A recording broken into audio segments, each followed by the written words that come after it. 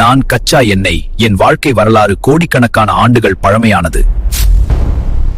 இந்த நவீன யுகத்தில் உலகமே என்னை நம்பிதான் இயங்குகிறது. ஆனால் நான் நவீன காலத்தைச் சேர்ந்தவன் இல்லை. என் கதை கோடிக்கணக்கான ஆண்டுகள் முன்பே ஆரம்பமானது. ஒரு காலத்தில் நான் ஒரு சிறிய கடல்வாழ் உயிரினமாக சமுத்திரம் முழுவதும் நிறைந்து வாழ்ந்து வந்தேன். பருவநிலை மாற்றம் காரணமாக நான் இறந்து பின்பு ஆழ்கடலில் மூழ்கினேன்.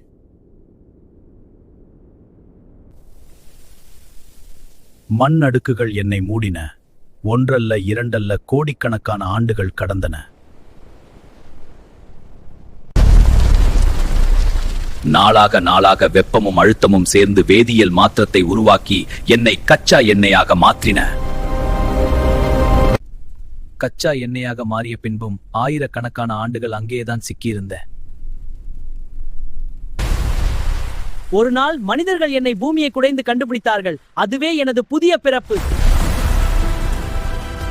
என்னை தனித்தனியாக பிரித்து எல்பிஜி, பெட்ரோல், டீசல், பிளாஸ்டிக் போன்று உலகத்தை இயக்கும் பல எரிபொருளாக மாற்றினார்கள்.